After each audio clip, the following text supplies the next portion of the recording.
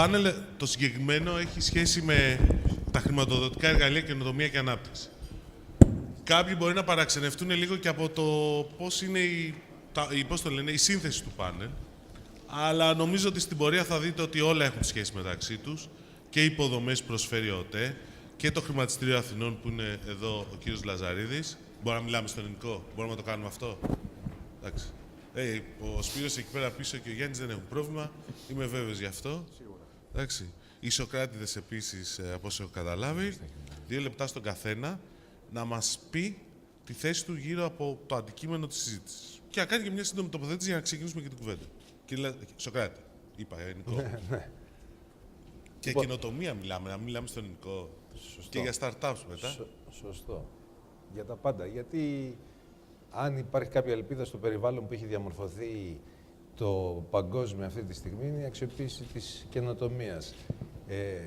Τα χρηματιστήρια, παρόλο το ότι είναι παραδοσιακός μηχανισμός με διάρκεια ζωής πάνω από 150 χρόνια και ειδικά το δικό μας φέτος 140 χρόνια, είναι από τα πρώτα τα οποία ενσωμάτωσαν, δεν ακούτε αλλά το μικρόφωνο δουλεύει, ενσωμάτωσαν την τεχνολογία στις αρχές της δεκαετίας του 80 και έχουν πια οριμάσει σε αυτή τη λογική. Στο συγκεκριμένο αντικείμενο που συζητάμε σήμερα, βέβαια, οφείλω να αναφερθώ στις πλατφόρμες που είναι διαθέσιμες στη χρηματιστηριακή αγορά και που έχουν συμπληρωθεί πρόσφατα, κυρίως γιατί η άνθηση της πληροφορικής και των τηλεπικοινωνιών έχουν κλείσει το χρόνο ορίμανσης μιας επιχειρηματικής δραστηριότητας, όπως και τα απαιτούμενα κεφάλαια.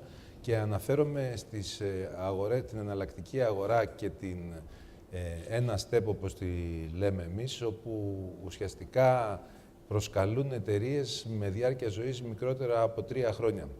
3 χρόνια είναι ο χρόνος που έχουν οι οργανωμένες αγορές πανευρωπαϊκά και παγκόσμια σαν προϋπόθεση ζωής μιας εταιρείας. Τα τελευταία πενταετία ή δεκαετία έχει αναπτυχθεί μια λογική να προσκληθούν στις χρηματιστηριακές αγορές εταιρείες με μικρότερη διάρκεια. Αυτό βέβαια ζωής. Αυτό βέβαια δεν σημαίνει ότι κανένας επενδυτής δεν θα επένδυνε σε μια εταιρεία χωρίς να έχει ένα αξιόπιστο business plan και μια προοπτική αναπτυξιακή να προκαλέσει την επένδυση. Έχουμε αγορές, λοιπόν, οι πλατφόρμες για τις εταιρείες με μικρότερη διάρκεια ζωής, που όπως σας είπα είναι η ένα step και χωρίς προϋποθέσεις κερδοφορίας και με πάρα πολύ μικρό κόστος λειτουργίας και εισαγωγής. Έχουμε την ένα plus που είναι για εταιρείες με διάρκεια ζωής από 2 χρόνια και πάνω και 1 εκατομμύριο ίδια κεφάλαια και την κλασική μας αγορά. Παρά τα αυτά και σχολιάζοντας και όλες τις σημερινές συζητήσεις, θέλω να πω και το σχόλιο του Υπουργού στην τελευταία του ομιλία περί της γνώσης. Θέλω να πω ότι είναι πάρα πολύ σημαντικό να γνωρίζει κάποιος και να επενδύσει χρόνο για το πώς πρέπει να απευθύνεται, με ποιον τρόπο πρέπει να απευθύνεται στην επενδυτική κοινότητα. Υπάρχει απεριόριστη ρευστότητα, η οποία βέβαια δεν πηγαίνει υπό προϋποθέσεις. Ένα μεγάλο θέμα είναι ότι στο παγκοσμιοποιημένο περιβάλλον αυτή η ρευστότητα ενδιαφέρεται να τοποθετηθεί σε μεγάλα σχήματα.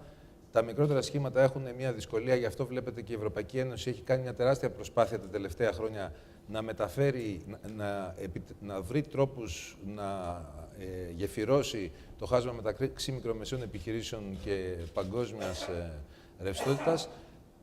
Μία από τις τακτικές για να λυθεί αυτό το πρόβλημα είναι η τακτική των funds που ανέφερε και ο κύριος Χαρίτσης ότι... Έχουμε εδώ εκπρόσωπο από fund να μας το πει. Δεν ξέρω. Με κοιτάει ο Σπύρος λίγο περίεργα. Περίμενε. Περιμένω. Και εγώ θέλω να το ρωτήσω κάτι. Μετά. Να τελειώσει ο κύκλος. Σωστά. Έχουμε λοιπόν ένα step.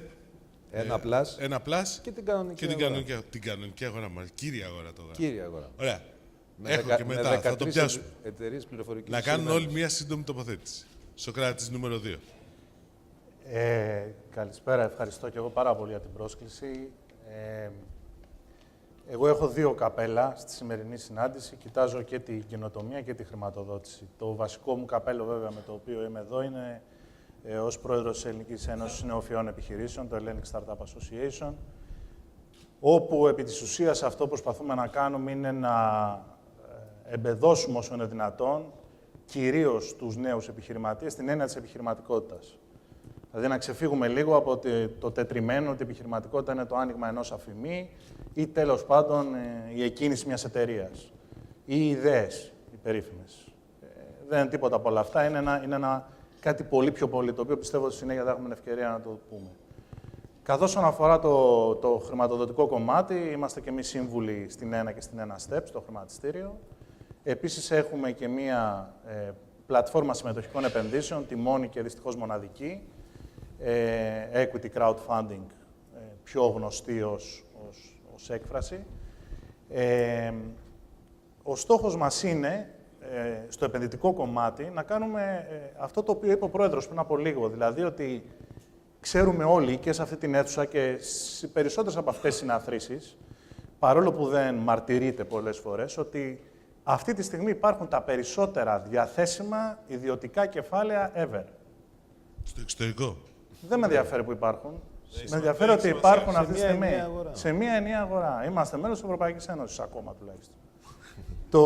Είναι σαφές ότι τα χρήματα που υπάρχουν διαθέσιμα από ιδιώτες αυτή τη στιγμή είναι τα περισσότερα από ποτέ.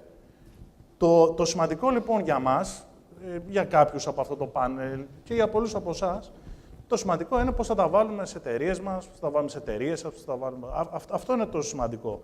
Και νομίζω ότι σε τέτοιου είδους συζητήσεις, οι οποίες αφορούν και τη χρηματοδότηση σε πολύ μεγάλο βαθμό, πρέπει να συζητάμε πώς θα γίνουμε εμείς ικανοί να τραβήξουμε αυτά τα χρήματα.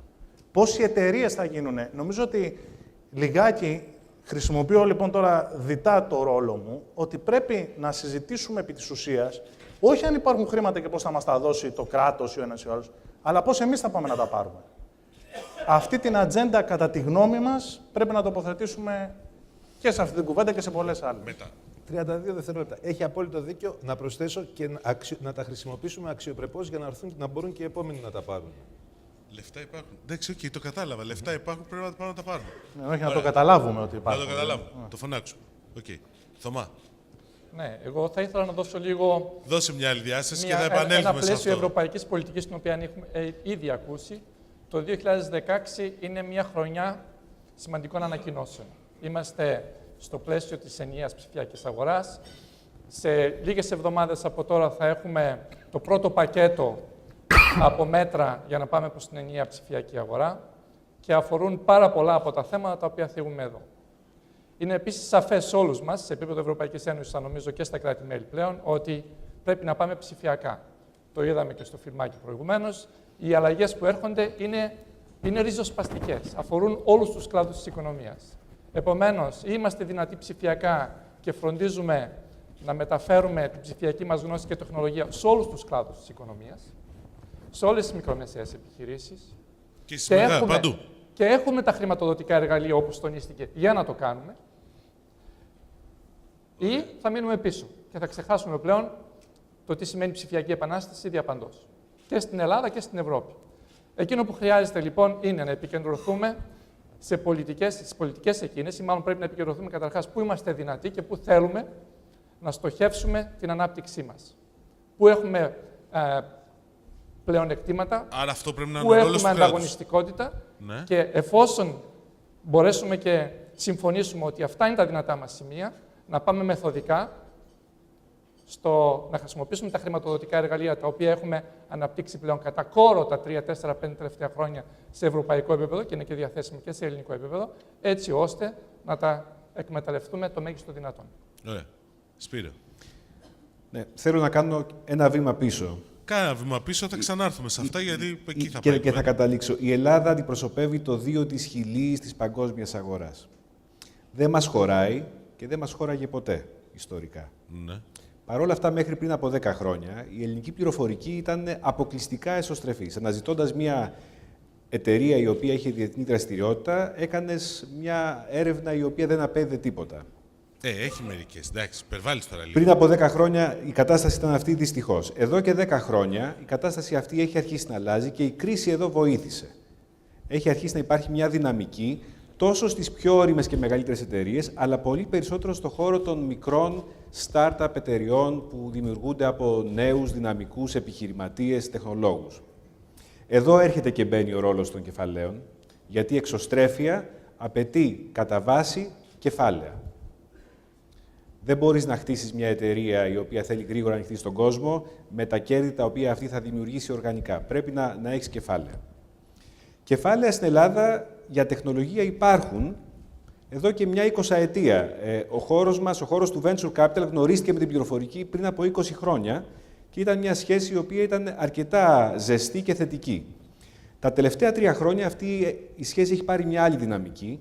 Υπάρχει μια οικογένεια από funds τα οποία έχουν υποστηριχθεί από την πρωτοβουλία Jeremy, τα οποία έχουν βοηθήσει να φτιαχτούν κάμια 60 νέες, κατά κύριο λόγο startup εταιρείες, και γύρω από τα funds αυτά έχει δημιουργηθεί και ένα σύστημα το οποίο έχει φτιάξει μερικές δεκάδες ακόμα εταιρείες, οι οποίες, το πιο σημαντικό, έχουν αρχίσει να τραβάνε τα λεφτά που υπάρχουν, και αυτά τα λεφτά είναι στη διεθνή αγορά, εκεί που τα ποσά που μπορούν να έρθουν είναι πολύ μεγαλύτερα.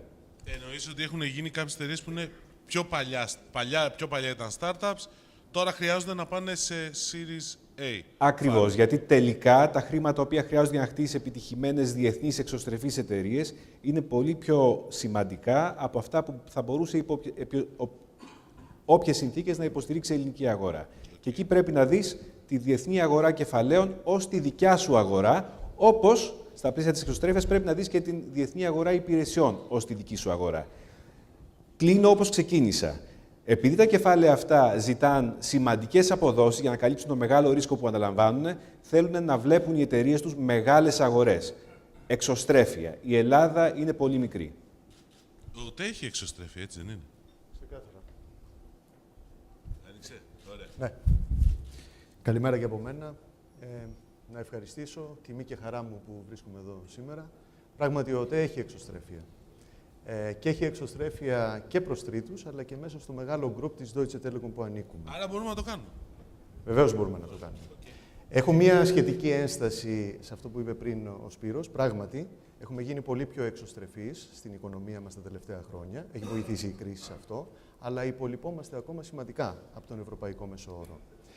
Κοίταζα τη μελέτη αυτή που κυκλοφόρησε πρόσφατα από την Ευρωπαϊκή Επιτροπή, το Digital Economy and Society Index. Εκεί λοιπόν έβλεπα ότι οι μικρομεσαίες ελληνικές επιχειρήσεις, μόλις το 6% από αυτές προσφέρουν τα προϊόντα τους στο διαδίκτυο και περίπου το μισό, το 3% διεξάγουν και cross-border εμπόριο. Ενώ ο αντίστοιχος ευρωπαϊκός μέσος όρος είναι στο 16%. Αν κοιτάξουμε δε τα έσοδα από online υπηρεσίες, στις ελληνικές μικρομεσαίες επιχειρήσεις είναι της τάξης του 1%, κάτι παραπάνω από 1%. Είναι πολύ χαμηλά τα νούμερα. Είναι πολύ χαμηλά. Αυτό δεν σημαίνει ότι δεν έχουμε κάνει προσπάθειες, αλλά έχουμε ακόμα πολύ σημαντικά περιθώρια. Οπότε, εσείς ως ΟΤΕ θα μπορούσατε να τους βοηθήσετε με τις υποδομές, λες? Ξεκάθαρα βοηθάμε εμείς με τις υποδομές και έχουμε συγκεκριμένα πλάνα και όχι μόνο, και με διάφορες άλλες δράσεις. Έχουμε ένα πλήρες πορτφόλιο υπηρεσιών για τις επιχειρήσεις που μπορούν να εκμεταλλευτούν όλα αυτά τα καλά πράγματα και τα ωφέλη της ψηφιακής εποχής, προκειμένου να γίνουν πιο digital, να βελτιώσουν το κόστος λειτουργίας, να γίνουν πιο παραγωγικές, αλλά επιπρόσθετα να γίνουν και εξωστρεφείς. Okay. Μέσα από το πλατφόρμες. κρατάμε αυτό, θα επανέλθω. Να ρωτήσω εδώ το Σοκράτη. Δεν έκανα την τοποθέτησή μου, βέβαια. Την κρατάω για μετά. Τι τοποθέτηση? Είπαμε τα 2 λεπτά. Τα θες τώρα, πάρτα. Ωραία. Να χτίσω λίγο πάνω σε αυτό που υπόθηκε πριν από τον κύριο Σκορδά, το μικρό σας κύριο Θωμάς. Ο Θωμάς. Από το Θωμά, λοιπόν. Και να υπερασπιστώ και τον τίτλο μου ως strategy, να βάλουμε λίγο τη μεγάλη εικόνα. Για μένα έχει ιδιαίτερο ενδιαφέρον να έχουμε συνειδητοποιήσει ποιοι είναι οι κύριοι drivers που οθούν όλη αυτή την οικονομία προς την ψηφιακή πραγματικότητα. Και δεν είναι μόνο η οικονομία, είναι και ολόκληρη η κοινωνία που μεταβαίνει στην ψηφιακοποίηση. Κατά την άποψή μου, αυτοί οι κύριοι drivers, ή θα χρησιμοποιήσω τον όρο ψηφίδες, ταιριάζει και με το ψηφιακό, είναι 5. Και ξεκινάω από το πιο σημαντικό και το πιο απαραίτητο, που είναι ουσιαστικά η προϋπόθεση για όλα τα υπόλοιπα, που έχει να κάνει με τις δικτυακές υποδομές. Και εδώ μιλάμε για δίκτυα ευρυζωνικά, νέας γενιάς υψηλών ταχυτήτων. Θα επανέλθουμε στο θέμα. Εντάξει, ναι. Το δεύτερο κομμάτι, πάρα πολύ σημαντικό, είναι η καινοτομία. Όπως αυτή παράγεται από νεοφυείς επιχειρήσεις, όπως παράγεται από τα R&D μεγάλων εταιριών, όπως το δικό μας, και όπως παράγεται επίσης από τα ακαδημαϊκά ιδρύματα. Το σημαντικό εδώ είναι πώς αυτή η καινοτομία θα βρει διέξοδο στην αγορά. Και πώς θα πάρει και χρηματοδότηση ενδεχομένως. Βεβαίως. Αλλά είναι πιο ειδικοί να το πούν αυτό. Ναι, εδώ στο πάνελ. όχι, πάσες παίρνουν αυτή τη στιγμή. Μισό. Τελειώνει. Ναι, αλλά ανάποδα. Το λες ανάποδα. Δεν το λέω ανάποδα. Όχι πώς θα πάρει χρηματοδότηση, πώς θα έχει τέτοια εξωστρέφεια που να πείθει ότι έχει λόγο να πάρει χρηματοδότηση. Okay. Ναι, αλλά εγώ νομίζω ότι εδώ. Γιατί η εξωστρέφεια είναι το βασικό πρόβλημα. Ο Γιάννης προϊόν. μιλάει όμως και για τις ίδιες εταιρείες, μεγάλες εταιρείες που παράγουν καινοτομία και θέλουν αυτά να επενδύσουν ή να βρουν χρηματοδότηση για αυτά. Το λέω σωστά. Σωστά. Απλώς θέλω να πω ότι το θεμελιώδες είναι το προϊόν που παράγεις ή που θα παράξεις να είναι ανταποδοτικό, να φέρνει πίσω έσοδα για να μπορείς να εξασφαλίσεις οτιδήποτε οικονομικό σου πόρους. Έχετε δίκιο. Βέβαια, παρόλα αυτά, πολλές φορές έχουμε περιπτώσεις που υπάρχουν καινοτόμες ιδέες οι οποίες τελικά δεν βρίσκουν τον δρόμο τους στην αγορά. Είτε γιατί δεν βρίσκουν χρηματοδότηση, είτε δεν βρίσκουν ένα κανάλι. Είτε γιατί, σε αυτό που είπε ο έτερος Σοκράτης, δεν έχουν τη γνώση να προσεγγίσουν το σωστό κανάλι για να πάρουν, αν είναι καλή ιδέα ή να το παρουσιάσουν. Ναι, αλλά μπορεί τελικά μέσα σε μια υπάρχει επιχείρηση. περίπτωση.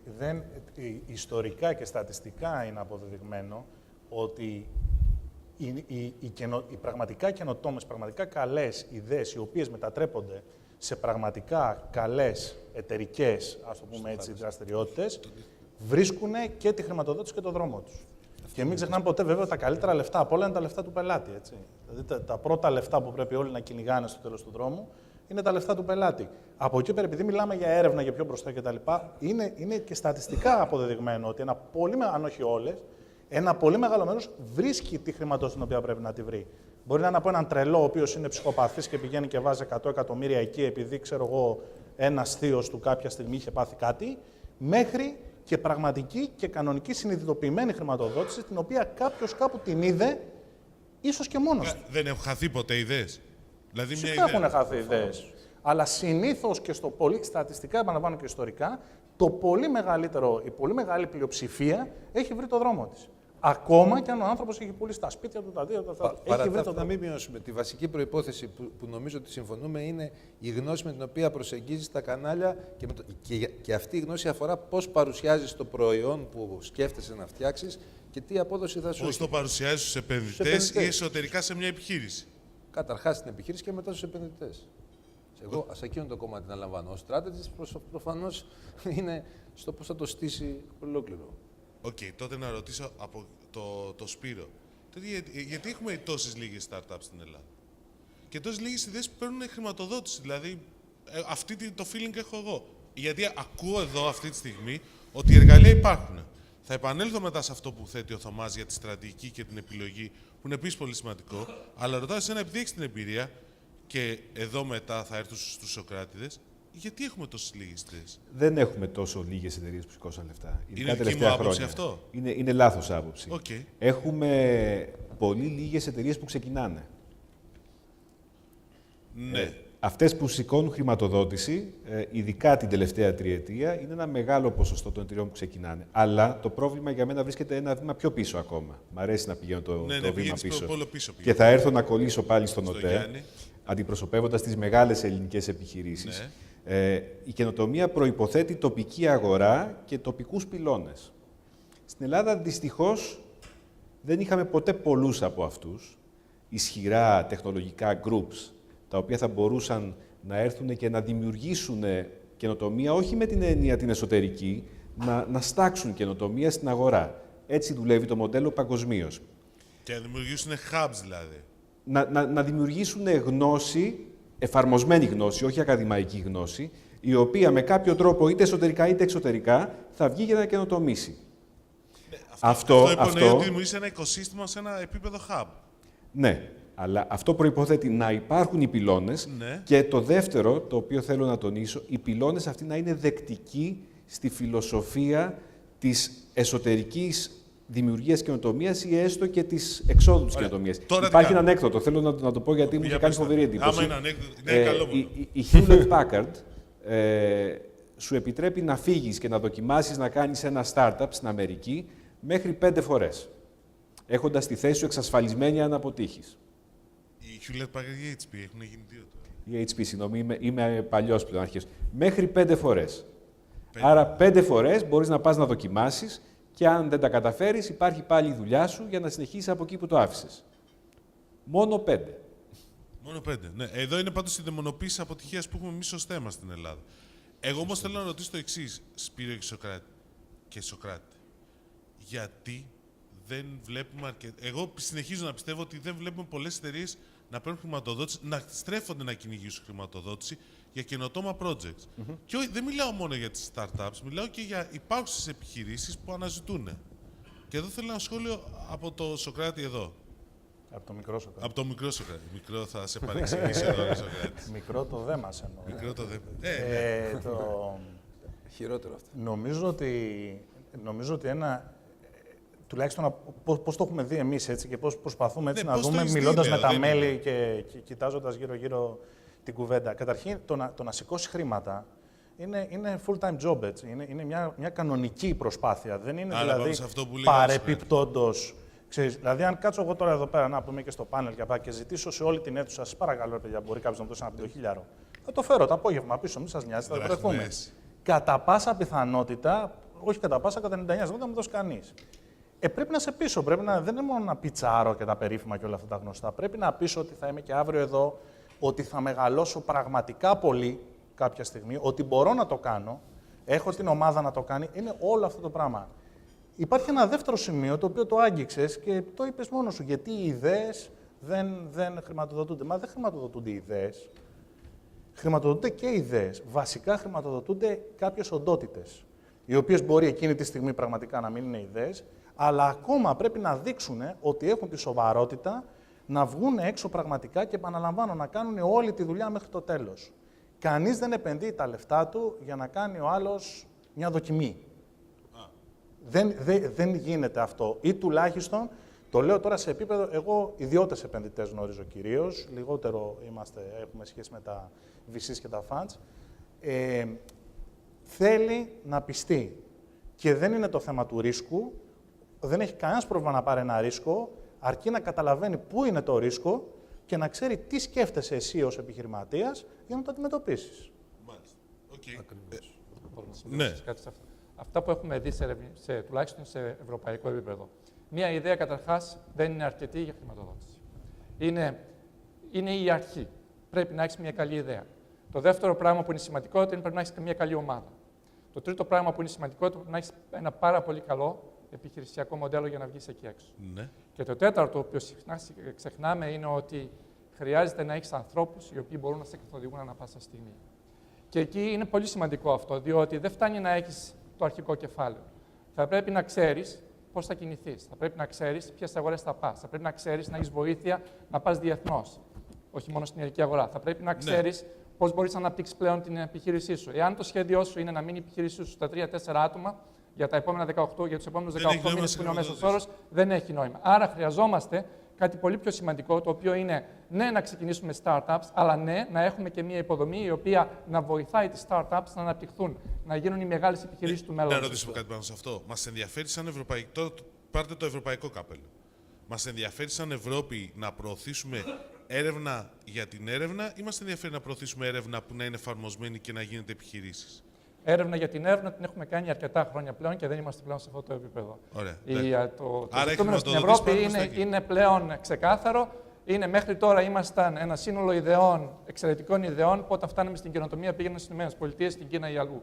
Αυτές έχουν αλλάξει πλέον οι στρατηγικές και πλέον έχουμε συγκεκριμένους τρόπους, τους οποίους όλο και περισσότερο προωθούμε μέσω του ορίζοντος, μέσω των χρηματοδοτικών εργαλείων που έχουν κατά κόρον αναβερθεί, έτσι ώστε να έχουμε πραγματικά καινοτόμες ιδέες, καινοτόμες επιχειρήσεις, καινοτόμα προϊόντα και υπηρεσίες. Παρά τα αυτά, παραμένει ότι πρέπει να αποδείξουμε στην Ευρώπη ότι μπορούμε να εμπορικοποιήσουμε το αποτέλεσμα. Αυτό ως Ευρώπη ή ως Ελλάδα? Εμείς είμαστε μέρος της Ευρώπης. Αλλά επαναλαμβάνω, δεν φτάνει μόνο αυτό. Χρειάζεται, εκεί θα ήθελα πραγματικά να επιμείνω, χρειάζεται ένα οικοσύστημα από ανθρώπους οι οποίοι πρέπει να δουλεύουν γύρω από τις μικρομεσαίες επιχειρήσεις για να τις βοηθήσουν στην ανάπτυξη. Απολύτως σωστό. Αλλά να πούμε και το άλλο, ότι σήμερα σε σχέση με πριν από 10 χρόνια, η πληροφορία είναι πολύ πιο εύκολα Προσβάσιμη ανακτήσιμη, προσβάσιμη. Βέβαια. Και αυτό είναι ένα μεγάλο πλεονέκτημα και γι' αυτό και παγκόσμια βέβαια το κομμάτι των startups έχει μεγαλύτερο... Και υπάρχει και μεγάλη υποδιαμόρφωση οικοσύστημα, και έτσι. υποδιαμόρφωση. Υποδιαμόρφωση είναι ακόμα, αλλά υπάρχει ένα... Ανοιχτό είναι. ένα μέρος. Ωραία. Ωραία. Κάτι θες να πεις πάνω σε αυτό? Ναι, και... θέλω κάτι να πω πάνω σε αυτό, να δώσω μια πρακτική διάσταση στο θέμα. Γιατί και εσείς το βλέπετε εσωτερικά πολλές Ξεκάθαρα. φορές. Η καινοτομία για μας είναι πολύ σημαντικός στρατηγικός πυλώνας. Είναι ουσιαστικά ο driver για τη νέα εποχή, την ψηφιακή εποχή. Κάνουμε δύο πράγματα εκεί. Κάποια καινοτομία μπορούμε να την παράξουμε από μόνοι μας. Έχουμε μια πάρα πολύ δυνατή ερευνητική ομάδα. Συμμετέχουμε και στα περισσότερα από τα προγράμματα του Horizon 2020, που τα ξέρετε πολύ καλά. Από εκεί και πέρα είναι σίγουρο ότι δεν μπορούμε να τα κάνουμε όλα μόνοι μας. Χρειαζόμαστε την καινοτομία της αγοράς. Και σε αυτά τα πλαίσια, αυτό που έχουμε κάνει το τελευταίο χρονικό διάστημα, έχουμε αναπτύξει ένα οικοσύστημα, μια πλατφόρμα, ένα πόρταλ, το λέμε Business Marketplace, όπου οποιαδήποτε νεοφυής επιχείρηση ή οποιοσδήποτε έχει μια καινοτόμα ιδέα, μια καινοτόμα εφαρμογή, μπορεί να έρθει να την αποθέσει, να την βάλει πάνω στο πόρταλ και αυτόματα του ανοίγονται ορίζοντες σε όλο το πελατολόγιο. Αυτό το κάνετε ως ΟΤΕ, ως Deutsche Telekom, sorry. Αυτό το κάνουμε ως ΟΤΕ. Αυτό το κάνουμε ως όμιλος ΟΤΕ. Ερώτηση πάνω σε αυτό για να το μπλέξουμε με τη συζήτηση στην υπόλοιπη. Αυτό όμως, αν κάποιος έχει μια ιδέα, πώς μπορείτε αυτή να πάρει χρηματοδότηση δηλαδή? Θα μπορούσατε να συνεργαστείτε με κάποιους, με κάποια άλλα εργαλεία τώρα, φορείς, οργανισμούς για να παίξετε μπάλα? Αυτό έρχεται στο τελευταίο στάδιο, όπου υπάρχει η ιδέα, έχει φτιαχτεί η εφαρμογή και εμείς δίνουμε την πρόσβαση στο ανοιχτό κοινό, στο πελατολόγιό μας, προκειμένου να γίνει commercialize αυτή η εφαρμογή, η καινοτομία. Στο προηγούμενο στάδιο τρέχουμε έναν άλλο διαγωνισμό, ακόμα σε περιορισμένο επίπεδο. Έχουμε προσκαλέσει εταιρείες που έχουν ιδέες γύρω από εφαρμογές στο Internet of Things. Έχουμε ένα συγκεκριμένο διαγωνισμό που το λέμε Business IT Excellence. Έτρεξε πέρυσι, πήραμε 130 περίπου προτάσεις. Βραβεύτηκε μία που έχει να κάνει με τον τουρισμό και το τρέχουμε και φέτος. Εκεί λοιπόν δίνουμε κάποια βασική χρηματοδότηση που έχει να κάνει περισσότερο με τα διαφημιστικά κόστη που έχουν οι εταιρείες αυτές, προκειμένου να γίνουν ευρύτερα γνωστές. Να αλλάξω λίγο το θέμα. Να επανέλθω σε κάτι που λέγει ο Θωμάς στην πρώτη τοποθέτηση, που ήταν σχέση αυτό που είπε, ότι πρέπει να επιλέξουμε τους τομείς. Εσύ που είσαι και απ' έξω κιόλας, έχεις έδρα στις Βρυξέλλες, σωστά. Ποιους τομείς βλέπεις της ελληνικής οικονομίας ότι θα μπορούσαν να δώσουμε μεγαλύτερη έμφαση και να κάνουμε όλο αυτό που λέτε? Και μετά θέλω την άποψη του καθενός από όλους τους υπόλοιπους πάνω σε αυτό. Καταρχάς, οι τομείς λίγος πολύ είναι γνωστοί. συγκεκριμένοι. Είναι ουσιαστικά όλη η πολιτική που αναπτύχθηκε γύρω από την έξυπνη εξειδίκευση, στρατηγική έξυπνη εξειδίκευση. Και εκεί οι μεγάλοι τομείς έχουν ήδη αναγνωστεί από το 2012-2013, πάνω στο οποίο στηρίχθηκε ουσιαστικά όλος ο σχεδιασμός του νέου ΕΣΠΑ. Εγώ όμως δεν θα ήθελα να αναφερθώ στους μεγάλους τομείς, δηλαδή ο τουρισμός, η αγροτοβιομηχανία κτλ. Θα ήθελα περισσότερο να επικεντρωθώ στο ICT κομμάτι και να συμπληρώσω ορισμένα πράγματα εκεί, όπως τα βλέπουμε από πλευράς, αν θέλετε, Ευρωπαϊκής Ένωσης. Καταρχάς, στον ορίζοντα, έχουμε μια πάρα πολύ καλή, θα έλεγα, αντιπροσωπευτικότητα της ελληνικής βιομηχανίας και γενικότερα της ερευνητικής κοινότητας της Ελλάδας. Της ερευνητικής κοινότητας σε θέματα ICT. Και εκεί βλέπουμε ότι ακόμη και το 2014, γιατί πλέον τα στοιχεία που έχουμε είναι για το 2014 και όχι πλέον από το 7ο πλαίσιο στήριξης που ανέφερε ο κ. Φωτάκης, υπάρχουν τα στοιχεία για το 2014 και ειδικά στο θέμα ICT, βλέπουμε ότι έχουμε ουσιαστικά ορισμένους τομείς που έχουμε πραγματικά, θα έλεγα, μεγάλη γνώση. Και έχουμε και κρίσιμη μάζα. Ποιοι είναι αυτοί?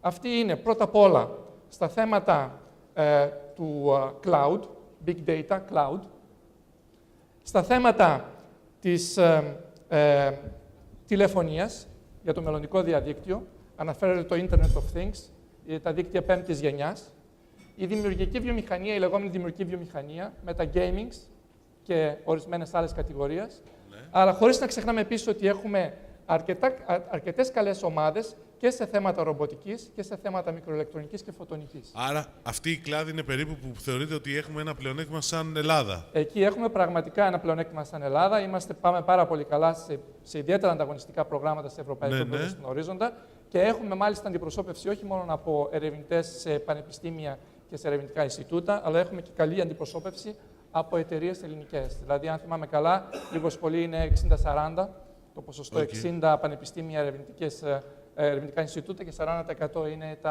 οι ελληνικές εταιρείες. Σπύρο, εσύ που βλέπεις διάφορες εκατοντάδες προτάσεις, πού βλέπεις ότι μπορούμε να κάνουμε περισσότερο?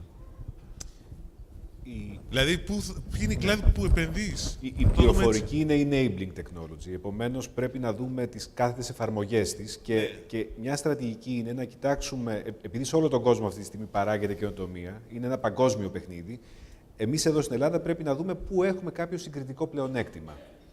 Και εδώ δεν είναι μόνο από πλευράς τεχνολογίας, αλλά κυρίως από πλευράς άλλων κάθετων αγορών. Τουρισμός. Μπορεί να είναι μεταφορές. Άρα λες να βλέπουμε τις συνέργειες με τους βασικούς κλάδους της υπόλοιπης ελληνικής Ακριβώς οικονομίας. γιατί αυτός ο οποίος καινοτομεί έχει μια ευκαιρία από νωρίς να τριφτεί με έναν κλάδο που είναι σχετικά πιο αναπτυγμένος και όριμος, να φτιάξει ένα προϊόν εχμής και παγκόσμια ανταγωνιστικό και να το προωθήσει μετά στη διεθνή αγορά. Είναι αυτό που λες για την τοπική αγορά, δηλαδή. Η Να έχεις τοπική την τοπική αγορά αγορά για μπορεί να να δοκιμάσεις είναι το προϊόν. ο incubator, η θερμοκοιτίδα για να φτιάξεις κάτι που δοκιμάστηκε εδώ και θα μπορέσει μετά να κάνει διεθνή καριέρα. Ωραία. Σοκράτη, μικρές Σοκράτη. Αυτό, νομίζω ότι αυτό είναι το σημαντικό, είναι ακριβώς αυτό το οποίο είπε ο Σπύρος. Η τεχνολογία δεν μπορεί να είναι αυτός σκοπός ή τέλος πάντων δεν μπορεί να είναι όλοι αυτός σκοπός. Λέω για την Ελλάδα τώρα, έτσι. Το μεγαλύτερο μέρος είναι πώς μπορεί να γίνει enabler για τις μεγάλες βιομηχανίες, τις οποίες μπορούμε να παίξουμε και να γίνει έτσι παράγοντας καινοτομίας. Δηλαδή, είδαμε έναν αρκετά μεγάλο όγκο εταιριών τεχνολογίας, οι οποίες απευθύνονται στο τουριστικό κομμάτι αμιγώς, B2B βέβαια, αμιγώς στο τουριστικό κομμάτι. Αυτό είχε ένα πολύ ενδιαφέρον. Αυτό που βλέπουμε σιγά-σιγά είναι ότι υπάρχει πια technology as enabler του, shipping, στο οποίο είμαστε τεράστιοι. Δηλαδή, εμείς τους δικούς μας να πάρουμε, ναυτιλία, τους δικούς μας να πάρουμε, να μην πάρουμε άλλους, τους Έλληνες πλειοκτήτες να πάρουμε, έχουμε μια αγορά αρκετά μεγάλη. Να επενδύσουν σε ελληνικό προϊόν. Ποιος? Οι εταιρείες ναυτιλιακές. Άμα είναι καλό, γιατί είναι, τι τσακωμένοι είμαστε. Δεν υπάρχει θέμα εκεί. Το θέμα είναι να μπορείς να είσαι πραγματικά δυναμικός. Ένα άλλο κομμάτι, το οποίο εμείς ασχολούμαστε πάρα πολύ, τέλος πάντων μας ενδιαφέρει πάρα πολύ, είναι το κομμάτι της τεχνολογίας με τον αγροτικό τομέα. Δηλαδή, πώς θα παντρέψεις την τεχνολογία με τον αγροτικό τομέα. Εκεί δεν μπορεί να μην συζητάμε για τεράστια ευκαιρία. Δεν γίνεται να μην συζητάμε. Καινοτομία, όταν λέμε καινοτομία στον αγροτικό τομέα, δεν είναι, να κάνουμε μόνο το λάδι, ενέσιμο. Δεν είναι μόνο αυτή η τεχνολογία. Η τεχνολογία είναι να αλλάξουμε τον τρόπο, που πηγαίνουμε, που μεταφέρουμε το λάδι. Έτσι, μπορεί να είναι ένα πράκτης. Άρα πρέπει να αλλάξουμε business models. Εκεί είναι η καινοτομία. Αλλιώς θα πουλούσαμε τόσα χρόνια, αλλά δεν πουλάμε, άρα δεν μπορεί να φταίει πάλι η διεθνής αγορά, πάλι το λάδι, πάλι οι Ισπανοί, πάλι οι Τούρκοι. Μπορεί να φταίει και κάτι. Μπορεί έτσι. Σοκράτη εδώ. Εσύ πώς βλέπεις, δηλαδή, πώς το βλέπεις και... Εγώ ναι. Το ίδιο είναι το συμπέρασμα, να το προσεγγίσω λίγο διαφορετικά και με ένα παράδειγμα. Καταρχάς, με τη μεγαλύτερη ευκολία έρχονται χρήματα για επενδυτικούς σκοπούς εκεί που θεωρητικά έχουμε που αναγνωρίζουν οι άλλοι ότι έχουμε συγκριτικό πλεονέκτημα και αυτά σίγουρα είναι τουρισμός, shipping και ο αγροδιατροφικός με τη μεταποίηση. Τώρα, εννοούμε τη μεταποίηση, την προσθήκη αξίας, προσθέμενη αξία να μπει πάνω εκεί, όπου εκεί βέβαια έχουμε την αυτοματοποίηση της βιομηχανικής παραγωγής, που είναι πολύ σημαντικό πράγμα. Πρέπει να κάνεις κάπου focus. Λέω λοιπόν ιστορικά το παράδειγμα για να καταλάβουμε. Στην προηγούμενη επανάσταση που ήταν η βιομηχανική και άλλαξε τον τρόπο παραγωγής, γιατί τώρα η ψηφιακή αλλάζει πάλι τον τρόπο παραγωγής, κυρίως στον τομέα των υπηρεσιών και στην αυτοματοποίηση της βιομηχανίας. Στην προηγούμενη λοιπόν έλεγες, έχει Πορτογαλία σαρδέλες, είχε και την καλύτερη βιομηχανία μηχανημάτων κονσερβοποίησης. Γιατί εκμεταλλεύτηκε το συγκριτικό πλεονέκτημα της τοπικής αγοράς. Το λέω μεταφορικά. Για να εξελιχθεί. Ωραία. Και για να αναπτύξει και πήρε. Αυτό δεν ισχύει πλέον. Αυτό στη νέα επανάσταση ξαναμοιράζει την τράπουλα. Και εκεί η Ελλάδα πρέπει να τοποθετηθεί. Που δεν τοποθετήθηκε, που είχε αντίστοιχη σαρδέλα καλονής και δεν έκανε βιομηχανία. Για μηχανήματα, για σαρδέλα. Αλλά τώρα έχει την ευκαιρία να τοποθετηθεί εκεί που έχει συγκριτικά πλεονεκτήματα. Όχι μόνο, και στον αγροτικό. Και με τη μεταποίηση. Αυτό είναι πολύ σοβαρό και κακώς το παρέλειψα. Μεταποίηση, παραδείγματος χάρη, η τεχνολογία πώς μπορεί να βοηθήσει στο marketing. Ναι. Γιάννη, να το κλείνουμε σιγά σιγά, γιατί θα μου αρχίσουν να με φωνάζουν εκεί κάτω. Ναι, είναι ξέρω, έχουμε φύγει πολύ. Πάνω σε αυτό, εσύ επειδή μιλάς και με τις Deutsche Telekom, έστω λίγο, τι εικόνα έχουν δηλαδή και τι εικόνα έχετε εσείς στον ΟΤΕ για τους κλάδους που θα μπορούσαν να παίξουν να έχουν μεγαλύτερη ανάπτυξη πάνω σε αυτό και να παράγουν καινοτομία? Για μας είναι σαφές ότι όλοι οι κλάδοι της ελληνικής οικονομίας και όχι μόνο, γενικότερα, μπορούν να έχουν πολλαπλασιαστικά ωφέλη από την διείσδυση των ΤΠΕ. Αυτό είναι σαφές. Αυτό είναι... Τώρα, από εκεί και πέρα δημιουργούνται κάποιες ενδιαφέρουσες συνέργειες. Για παράδειγμα, να προσθέσω σε αυτά που είπε ο Θωμάς, ότι ένα πάρα πολύ ενδιαφέρον θέμα που το κοιτάζουμε στα εργαστήριά μας έχει να κάνει με τη σύγκληση ανάμεσα στις τηλεπικοινωνίες και πληροφορική με τα δίκτυα ηλεκτρικής ενέργειας.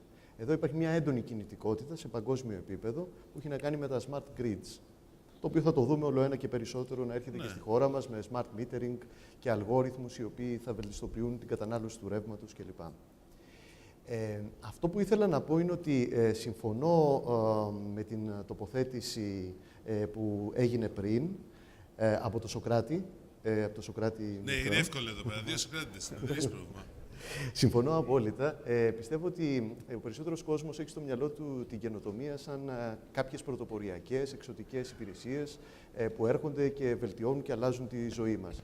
Εξίσου σημαντική είναι και η καινοτομία της αλλαγής του business model από τις εταιρείες που δραστηριοποιούνται στους διάφορους κλάδους. Τα εργαλεία από την πλευρά των τηλεπικοινωνίων και της πληροφορικής είναι εδώ, είναι διαθέσιμα. Αυτό που χρειάζεται να γίνει είναι να αξιοποιηθούν από τους διάφορους κλάδους παραγωγικούς. Μάλιστα. Okay. Να ρωτήσω ένα τελευταίο, εδώ το Σοκράτη, το μεγάλο Σοκράτη που λέγαμε. Γιατί στην 1 Step και στην 1 Plus δεν έχει μεγάλη κινητικότητα, δεν έχουν έρθει εταιρείες? Είναι μόνο το περιβάλλον που υπάρχει με την οικονομική κρίση, γιατί αυτές θα μπορούσαν να ήταν εργαλείο για κάποιες επιχειρήσεις να τραβήξουν κεφάλαια? Η απάντηση έχει δύο και εδώ διαστάσεις. περίεργα δημοσιογραφική είναι. Δύο διαστάσεις.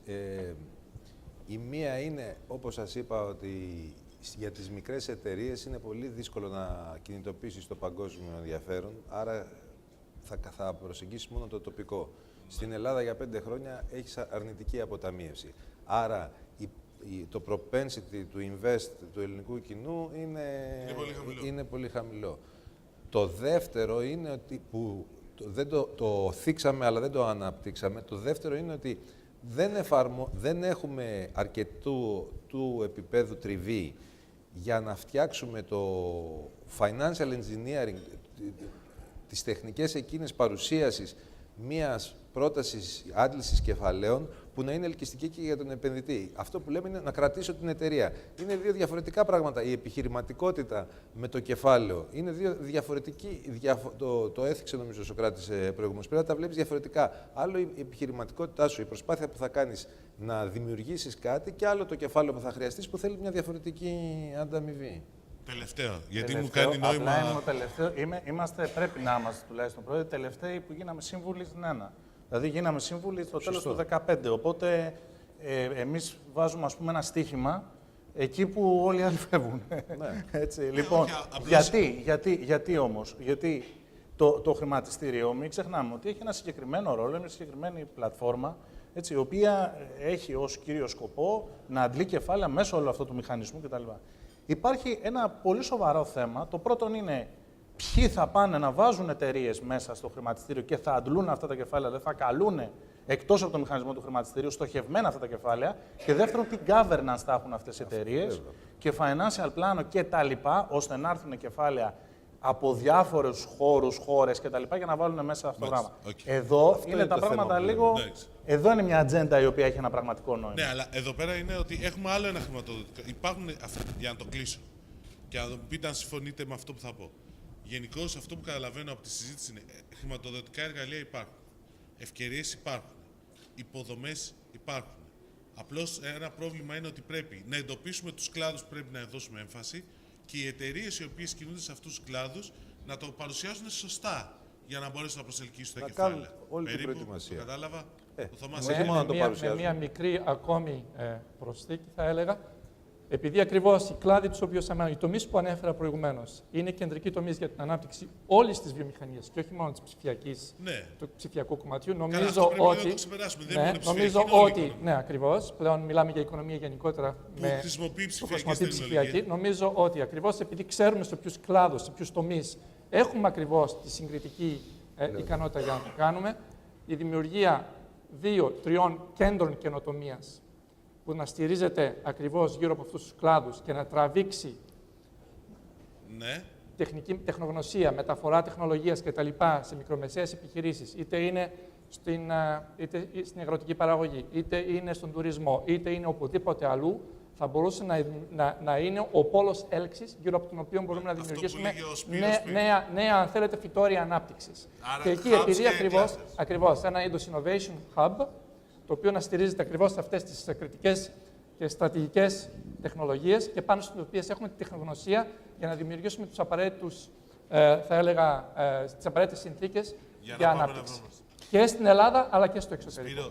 Ναι, εγώ θα διαφωνούσα για το θέμα της παρουσίασης. Δεν έχουμε πρόβλημα παρουσίασης. Έχουμε πρόβλημα ουσίας και ορίμανσης. Συμφωνώ Και παίρνει χρόνο. Δεν είπα ότι πρέπει να τα λέω. Παίρνει χρόνο. Άρα, ευχαριστώ για την παρατήρηση, λοιπόν. Και σας ευχαριστώ και όλους που συμμετείχαν στο πάνελ. Και τώρα να φωνάξω τον Νικόλα τον Κονδάκη, αφού πρώτα τους χειροκροτήσουμε τους ανθρώπους.